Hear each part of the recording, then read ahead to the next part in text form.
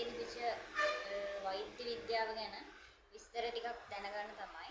ඉතින් අද අපිත් එක්ක සම්බන්ධ වෙලා ඉන්නවා මෙතන වෛද්‍ය ආචාර්ය පරාක්‍රම විශ්වනාථ මහතා. ඉතින් මම සාදරයෙන් එතුමාට ආයුබෝවන් කියලා පිළිගන්නවා.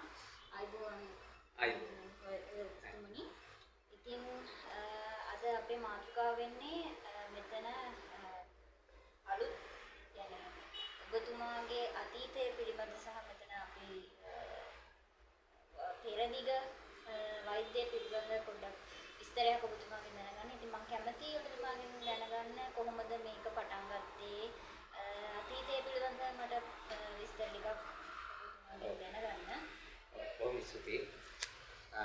මේ පෙරදිග වෙදකම කියන්නේ අපි දන්නවා දැන් ආයුර්වේදය කියන එක අපි කවුරුත් දන්නවා. ඒ වගේම හෙළ වෙදකම කියන්නේ මොකක්ද කියලා කවුරුත් දන්නවා. හෙළ වෙදකම කියන්නේ ලංකාවේ තිබිච්ච බුදුදාස රජ ලංකාවේ තිබිච්ච එක. ආයුර්වේදය කියන්නේ ඉන්දියාවෙන් ආපු වෙදකම.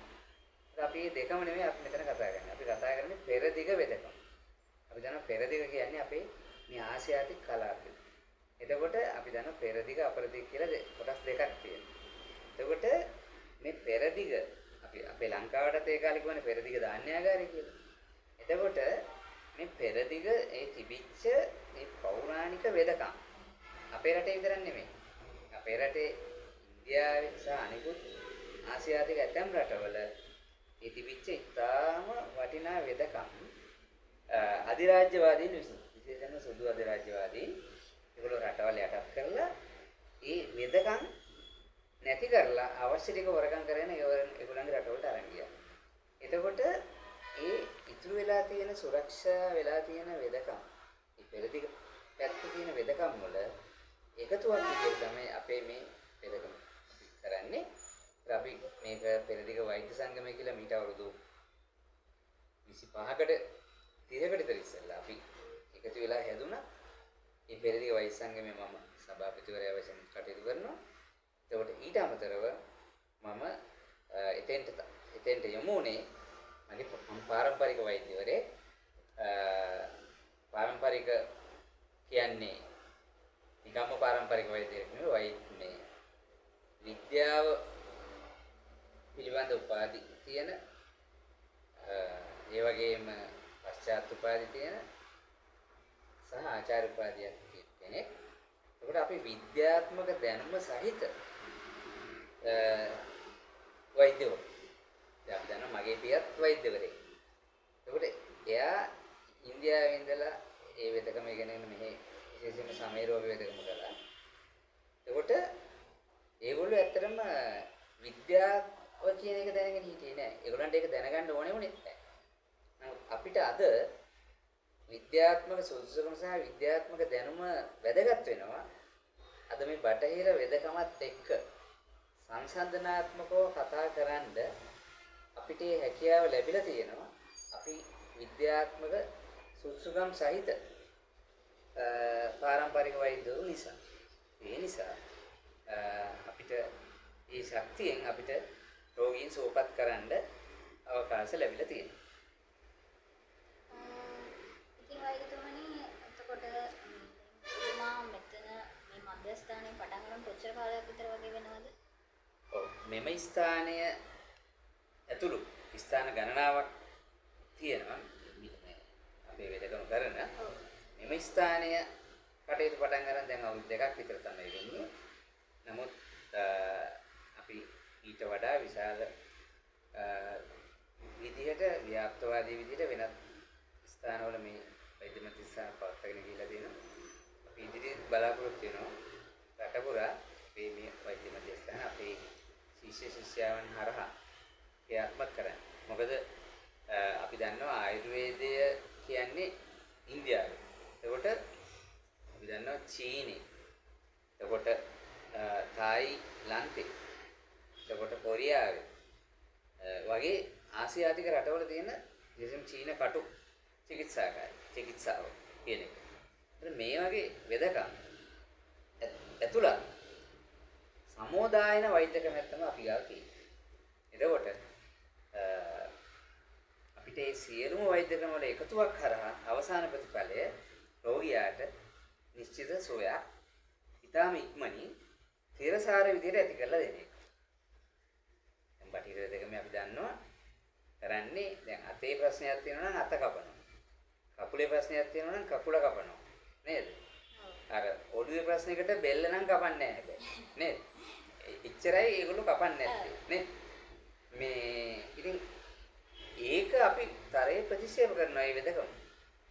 මොකද අපි දුම් කකුලේ තුවාලයක් හරි ප්‍රශ්නයක් තියෙනවා නම් කකුල කියන්නේ අපේ සමස්ත ශරීරයේ එක කොටසක් විතරයි. එතකොට ඒකට කකුලට විතර ප්‍රතිකාර කරලා හරියන්නේ සමස්ත ශරීරයටම අදාළ ප්‍රතිකාරයක් කරනවා. එතකොට ඒක සුව වෙනවා. ඒ නිසා මේ බටහිර වෙදකමේ මේ කැපිලි ගැටිලි ක්‍රමයට අපිට අධි විරුද්ධයි. ඒ නිසා අපි කියන්නේ එහෙමනම් ඔයගොල්ලෝ කපනවා නම් ඔළුවේ තුවාලෙට බෙල්ල කපන්න. ඒකට ඉවරයි නේ? අර මුත්තගේ වෙදකම වගේ. හරි? ඒ නිසා මේක අපිට මේ තරගයක් ඇති කරන්න ඕනේ නැහැ බටහිර වෙදකමත් එක්ක. ඒ වුණාට අද බටහිර වෙදකමේ තියෙන මාෆියාවල් එක්ක අපිට මේවා ගැන කතා කරන්න පුළුවන් වෙලා තියෙනවා. මොකද ඒ දැනුම තියෙනවනේ අපිට. දැන් අතීත වෛද්‍යවරු, දේශීය වෛද්‍යවරු වෙන්න පුළුවන් ආයුර්වේද වෛද්‍යවරු මේ බටහිර වෙදකමේ තියෙන ආධිනව කතා නොකලේ ඒගොල්ලන්ට විද්‍යාත්මක දැනුමක් තිබුණේ නැහැ බටහිර වෙදකමේ තියෙන අනිසි දේවල් ගැන කතා කරන්න. අපිට එහෙම නෙමෙයි. අපිට මේ විද්‍යාත්මක දැනුම තුලින් අපි මේ බටහිර වෙදකමේ තියෙන අනිසි දේ අනිසි කියලා කියනවා. එතකොට ඒකේ අවසාන ප්‍රතිඵලය සමාජයට යනවා. සමාජයට හොඳ වෙදකමක් රෝගියාට අත් වෙනවා. හරි? නමුත් අපි දන්නවා අපේ අධ්‍යාපන ක්‍රමය හැදිලාම තියෙන්නේ. හදලාම තියෙන්නේ බටහිර වෙදකමට ආවඩන අධ්‍යාපන ක්‍රමයක්. නේ? දැන් අපි දන්නවා බයොලොජි කරන කෙනෙක් ළමෙක් තමයි A level පාස් වෙලා කැම්පස් එකට ගිහිල්ලා වෛද්‍ය විද්‍යාව හදාරන්නේ. එතකොට අපි දන්නවා 6 පන්තියේ ඉඳලා ළමයින්ට විද්‍යාව උගන්වනවා. ඒතර සෞඛ්‍ය උගන්වන්නේ හැම එකම පදනම දාන්නේ බටහිර වෙදකමට අදාළ පදනමක්. කොතනකවත් අපේ අපේ අධ්‍යාපනික පොත්පත්වල සඳහන් වෙලා නැහැ නේද ආයුර්වේද ගැන? ආයුර්වේද මූලාශ්‍ර ගැන, ආයුර්වේද මූලධර්ම, චිකිත්සා ක්‍රම ගැන කතා කරලා තියෙනවද නැහැ? එතකොට වක්‍රාකාරයෙන් මේ බටහිර වෙදකම ඉගෙන ගන්න යොමු කිරීමක් කරනවා මේ ශිෂ්‍යයෝ. හරි? ඒ නිසා අපි කියන්නේ මේක පැරලල් යන්න ඕනේ. හරි? බටහිර වෙදකමට සාපේක්ෂව ඒහා සමාන තැනක් දෙන්න ඕනේ පෙරදිග වෙදකමට. අපි බටහිර වෙදකම කියන්නේ අපරදිග වෙදකම කියලා. හරි? එතකොට ඒ දේ මේ කතා කරන්නේ. ඉතින් මේක අතීතේ අපේ වෛද්‍යවරුන්ට කතා කරන්න බැරි වුණාට අපිට කතා කරන්න පුළුවන්. අපිට මේ තර්ක විතර්ක කළා මම ඉස්සෙල්ලත් කිව්වා. බටහිර වෙදකම තරද්දන්න නෙමෙයි ඕනේ. හැබැයි අපි මූලධර්ම අනුව අපි පෙන්නනවා විශේෂයෙන් මේ අතපය කැපීම ගැන. ඉතින් පාද කැපීම. තුවාලය සුව කරගන්න. පාදේම කපනවා නම් ඒක වෙදකමක්ද කියලා අහන්න වෙනවා. නේ? ඉතින් ඒ තිබිච්ච තියෙන තුවාලෙට වඩා ලොකු තුවාලයක් නේ කපලා හදන්නේ. ඒතර කැපුම් තුවාලේ නේද? ඒ නිසා මම කොළඹ මහ රෝහලේ ජාතික රෝහලේ මේ කැපුම් කෙටුම් වාට්ටු අංක 28 ඒ ප්‍රොෆෙසර් වොට් කියලා කියන්නේ. මම එතන වෛද්‍ය මණ්ඩලයටම අභියෝග කළා මම කියා හිටියා කරුණාකරලා මේ කැපිල්ල නතර කරන්න කියලා. මොකද ඒගොල්ලෝ පිළිගත්තා නමුත් ඒගොල්ලෝ බටහිර උගලට අහුවෙච්ච අය නේ ඒගොල්ලෝ. ඒගොල්ලන්ට ඒකෙන් ගැලවෙන්න බෑ බටහිර වෛද්‍යවරු. අපි එහෙම නෙවෙයි අපි නිදහස් මතවාදී වෛද්‍යවරු. හරි? ඒක හොඳ නරක හොඳ දේ හොඳයි කියන්න පුළුවන් නරක දේ නරකයි කියන්න.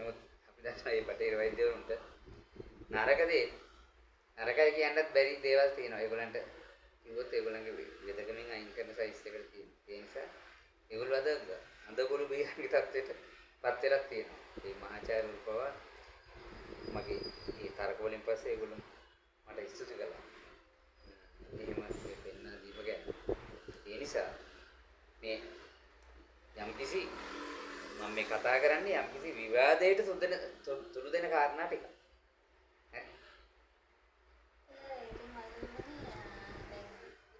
කිව්වා බටහිර මාෆියාව ගැන. ඔව්. ඉතින් අද කාලේ අපි අහන්න දකින්න ලැබෙන්නේ ආයුර්වේදී කියන නමට වුණත් අද කාලේ කැලලක් එකතු වෙලා තියෙනවා ආයුර්වේදය නමින් වෙන වෙන දේවල් පවත්වාගෙන යනවා. ඉතින් ඔබතුමා මොනවද ඒ ගැන අපේට කියන්න තියෙන හිතන්නේ? ඒකත් පැහැදිලිව මාෆියාවේ කොටසක් තමයි. මොකද අපි දන්නවා අතීතේ අපේ දේශීය වෛද්‍යවරුන්ට ආයුර්වේද වෛද්‍යවරුන්ට රෝගියා බුලත් අතක් කියලා වැඳලා තමයි ප්‍රතිකාර ගන්න. ඒ කියන්නේ වඳිනවා කියන්නේ ආයි මේ දනගල වඳිනව නෙමෙයි. නමස්කාර කළා. බුලත් අතේ පඳුරක් තියෙනවා. ඒ පඳුර තමයි වෛද්‍යවරයා ගන්නෙ. දැන් මගේ පියා හැමදාම හවසට එයාගේ පුටුව අපි එයා ප්‍රතිකාර කරනවා ඈත ජනෙල් වලින් බලනවා පොඩි කාලේ අපේ වයස අවුරුදු 5 වගේ. ඒතර අපිට හවස් වෙනකොට තාත්තාගේ මූණ පේන්නේ නැහැ. මොකද බුලත් ගොඩ එච්චරට ඉහළයි. එතකොට රුපියල් 5යි 10යි උපරිම රුපියල් 10 තමයි කියන්නේ. ඉතින් කීය තිබ්බත් තාත්තා කවදාවත් ඒ බුලත් කොලේ තිබ්බ පඳුර ඇහැක් කරලා බලන්නේ නැහැ. ලෙඩා කීයක් තිබ්බේ කියලා බලන්නේ නැහැ. එයා ප්‍රතිකාරයටයි මුල් තැන දුන්නේ. එතකොට එහෙම ගරුසරු ඇතුව මේ දේශීය වෛද්‍යවරුන්ට සලකන එක බටහිරයට විශාල ප්‍රශ්නයක් වුණා. මොකද ඒගොල්ලන්ට එහෙම නෙමෙයි ඒගොල්ලෝ ගාන කියලා ඉල්ලන්නේ නේද? එතකොට එතන ලෙඩා සල්ලි දෙනවා තමයි. ඒක අර බස්කොන්ස්තර සල්ලි දෙනවා වගේ. මේ එතන කිසි ගරුත්වයක් නැහැ. නමුත් මේ ගරුත්වය කෙලසන්න කරපු දෙයක් තමයි ඔය ස්පා කියන්නේ. හරිද? එතකොට ස්පා කියන එකෙන් තමයි අපේ අද වෛද්‍ය කියන ආයුර්වේද වෛද්‍ය කියන ඒ වචනේ ආයුර්වේද ප්‍රතිකාර කියන එක කියන්න බෑ. මොකද ලෙඩු හිතනවා මේක ස්පා සෙන්ටර් එකක්ද කියලා. එතකොට ඒක ඇතුළට වෛද්‍යවරයා ඇතුල් කළා. වෛද්‍යවරයාගේ අර තිබිච්ච ගරුත්වය කෙලසලා දැම්මා. එතකොට අපි ආණ්ඩු කීපයකට කිව්වා දැන් මේ තුන්වෙනි විතර කියන ආණ්ඩුව අපි කිව්වේ මේ ස්පා වලට වෛද්‍යවරු ඇතුල් කරන්න එපා. ස්පා වලට ඕනනම් ඒ සඳහා පුහුණුව ලැබු ස්පා කියන්නේ පංචකර්ම මේක හොඳ එකක්. නමුත් ඒක නරක විදියට අපේ රටේ පාවිච්චි කරන්නේ. ඒත් අපි කිව්වේ ඒකට තෙරපි ට්‍රේනින් කරපු කෙනෙක් දාන්න. ඒකට වෛද්‍යවරු ගාව ගන්න එපා. එතකොට වෛද්‍යවරු පංචකර්ම කියන්නේ වෛද්‍ය ක්‍රමයක්. පංචකර්මයට වෛද්‍යවරයෙකුගේ අධීක්ෂණය අවශ්‍යයි. නමුත් අද මේ ස්පා කියන මේකත් එක්ක අර ඒගොල්ලන්ට බටහිරට ඕන කලේ අපේ අර වෛද්‍යවරයාට තිබිච්ච ගෞරවය කෙලසන්න. අද ඒ தත්ත්වය උදා කරලා තියෙනවා. ඒ නිසා ඒ මාෆියාව කිව්වේ ඒකයි. ඊට අමතරව ඖෂධ මාෆියාව වෙනම තියෙනවා. එතකොට මේව ගැන කතා කරන්න බැරි වෙලා තියෙන්නේ අපේ දේශීය වෛද්‍යවරයා නිකන් හනමිටිකාරයෙක් කියලා හංගඩු ගහලා තියෙනවා. හරි? එතකොට අපි එහෙම නෙමෙයි. අපි විද්‍යාව ඉගෙන ගත්තු අය. ඒ නිසා අපි ඕනෑම බටහිර වෛද්‍යවරයෙක් එක්ක අපි ඕනෑම අභියෝගයක් කරන්න ලෑස්ති. මොකද විද්‍යාත්මක විදිහට අපිත් ඒගොල්ලෝ හා සමානව විද්‍යාත්මක අවබෝධයක් සහිතවයි ඉන්නේ.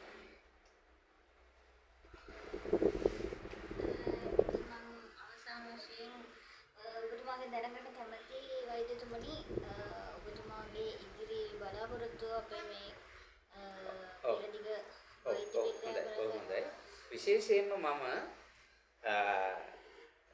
මේ පාදවල විශේෂයෙන්ම තුවාල දැන් මගේ පියා කලේ එයා චර්ම රෝග විශේෂඥවරයෙක්. එයා කලේ තුවාල වලට ප්‍රතිකාර. එතකොට ඒ ප්‍රතිකාර ක්‍රම සහ නවීන විද්‍යාත්මක ක්‍රම එකතු කරපු ප්‍රතිකාර ක්‍රමයක් අපි ගාව තියෙනවා. විශේෂයෙන්ම විශේෂයෙන්ම දියවැඩියා තුවාල නිසා පාද කපන්න කියලා බටහිර වෙදකමින් කියලා තියෙන රෝගීන්ට අපි සුව කරනවා.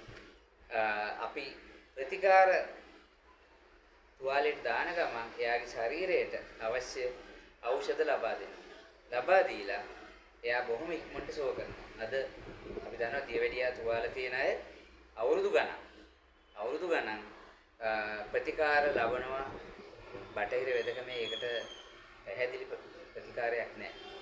එතකොට ප්‍රතිකාරය කියන්නේ කකුල කපලා දාන එක නම් ඒක අපි කියනවා අර මහදැන මුත්තාගේ තීන්දුවක් කියලා. අර මහදැන මුත්තා අර එළුවගේ අර මුට්ටිය ඇතුළට ඔළුව දැම්මහම මුට්ටිය ගන්න මහදැන මුත්තා මොකද කිව්වේ? මුට්ටිය ගන්න එළුවගේ බෙල්ල කපන්න කිව්වනේ.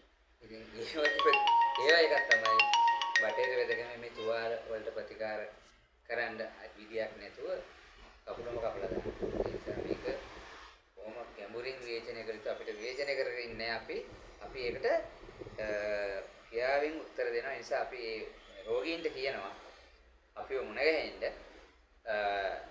අපි ඒ තිරසාර ප්‍රතිකාර වලින් ඒ තුවාල සනීප කරනවා.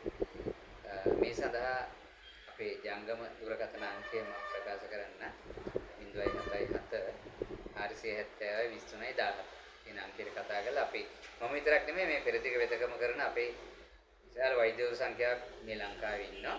එතකොට ඒ ප්‍රදේශවල අපි ඒ වෛද්‍යවරු හරහා ඒ ප්‍රතිකාර ලබා දෙන්න ලෑස්ති. අපේ වෛද්‍ය සංගමේ ඒ පැරණි සමාජිකයෝ ඉන්නවා.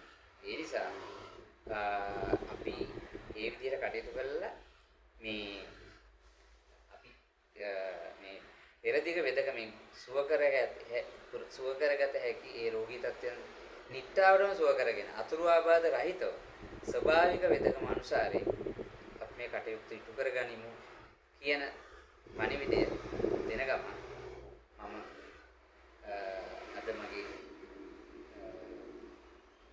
සාකච්ඡාව මෙතන තව මොකද තියෙනවද? නැහැ දෙකින් සම්බන්ධ වෙලා විමර්ශන සම්බන්ධ වෙලා අපිට දැනුවත් කිරීමක් කරපු ආචාර්ය පරාක්‍රමේශ් මහතාට බොහොම බෙහෙවින් ස්තුතිවන්ත වෙන අතර ඉතින් අද අපි වැඩසටහන් මෙන්